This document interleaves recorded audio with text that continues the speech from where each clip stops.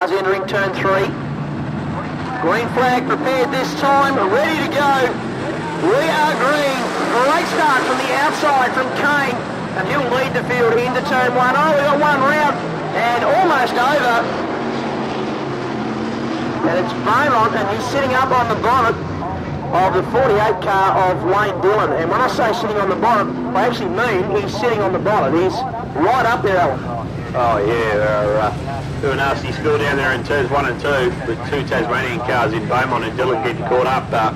Beaumont, who was on the pole, he went into turns 1 and 2. Not sure if there was any contact with another car, and around he went on the entrance to the corner, back across the front of the field.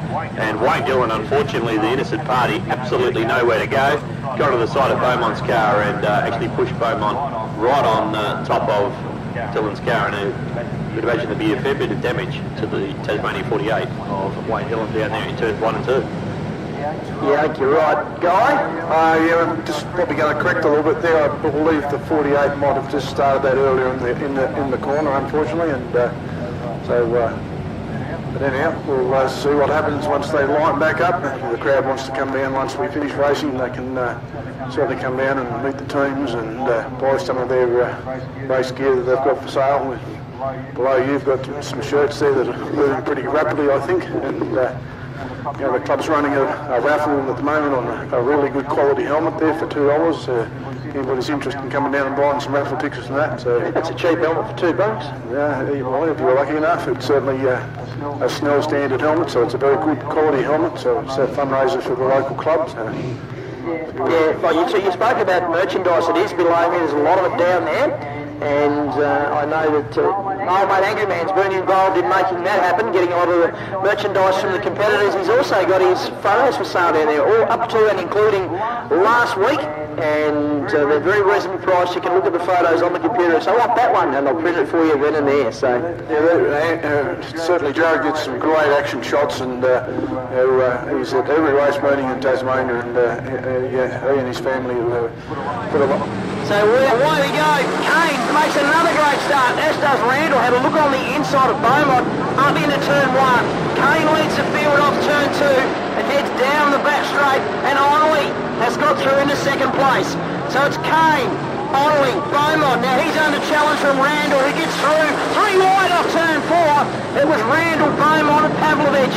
Beaumont has gone backwards, and it's Pavlovich, and it's the 33 car of Randall battling over third. Although Pavlovich now has it. Randall needs to fight back. Have a look at our leader. It's Kane. He leads by 0.38 of a second, so nothing between those two. They've then got a gap of 2 seconds back to our third place car, which is now Wayne Randall. So it's Kane, Onley, Randall, Pavlovich. The next one would be Mick Nicola, who's starting to make his way through, challenging Pavlovich for that 4th place. Can't do it yet. Low on the track through turn 1, and he'll have to sit behind Chris Pavlovich for a little bit longer. Our race leader coming round to complete lap 4. It's Kane leading the way from Onley. Big gap back then to Wayne Randall, Pavlovich, Mick Nicola, Wayne Dillon and Josh Beaumont. That is your field at the conclusion of 4 laps. Again, first to second was 0.49 of a second across the line. So folks, nothing between them. 5 in, 7 to go. The gap is very similar between Kane and Onley. Onley's just shadowing every move he makes.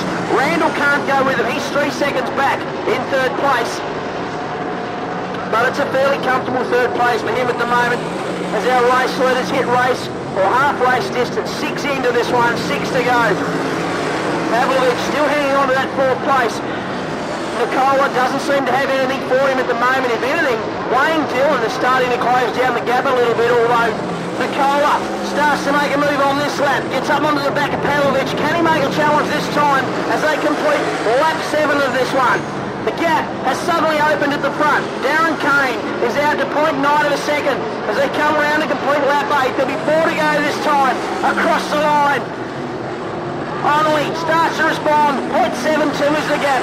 Back to our second place car. Randall, he's a postcode away. Can't challenge our race leaders, but he's very comfortably positioned in 3rd. 9 laps in. Kane, 9.97 of a second. Back to Onley. Randall's 3rd. Nicola, Pavlich, Dillon, and Beaumont. So after 9 laps, that is your order. Our race leader, Darren Kane, is starting to take this one by the scruff of the neck. 10 laps in, he now leads by over a second. 1.09 seconds is the lead. You can't give Darren Kane a start like that. He's too good. Into turn 3 he goes, the Wiley Tiles turn. White flag comes out this side for Darren Kane. Across the line he goes. The gap is 1.1. He's steadily just opening it up. The gap back to third place is, It's 5.6 seconds, so that gives you an idea at home how far behind Wayne Randall is in third place. It's checkered flag time, and it's a great win to Darren Kane from Queensland. The 36 machine wins from Lachlan Onley from New South Wales. Wayne Randall from Queensland rounds out your top 3. Nick Nicola from Victoria, Chris Pavlich from Western Australia, and Wayne Dillon and Josh Beaumont from Tasmania. Round out your field fastest lap of the race. We went to our second place getter, Lachlan Onley at 15.716. But a very good performance there for Darren Kane. And I've got to say, I was surprised he didn't receive more interest in the Calcutta last night. He largely ignored. Absolute bargain, Darren Kane last time at Calcutta. It was only just over $200, I'm led to believe. 180. 180. Wow, that's just blown me away, that has. And a lot of other bargains were had last night in the Calcutta. And Darren Kane, a first and a second place now from his opening 2 heat races. He's in pretty good form early in this year's Australian Super Sedan Championship in the Ian Bodger Race Parts, Queensland number 36. And he'll be talking to Guy Thompson. Very much down here with the Ian Bodger Race Parts sponsored dominator of Darren Kane. Darren, a first and a second in the heats, that's a really good start for an Australian Championship. Yeah, it's good, Guy. Had a lot of trouble with the engine in the first heat, carburettor troubles, and the boys have worked really hard and changed a lot of stuff, and we think it was electrical, and it was heaps better then, and just driver needs to pull his finger out a bit, I think, mate. The car's certainly looking good on this track, but the track's certainly changing rapidly. Certainly the next round of heats will be a bit of a challenge. Oh, it's good, mate. Look, I congratulate Latrobe and Hobart. In the last 3 weeks we've had fantastic tracks, and who was ever good enough on the night could win the race. Thanks very much, Darren, and all the best for the rest of the weekend, mate. Thanks, Guy. Thanks, Guy. And Alan, we said it, an absolute bargain at $180 because he looks red hot.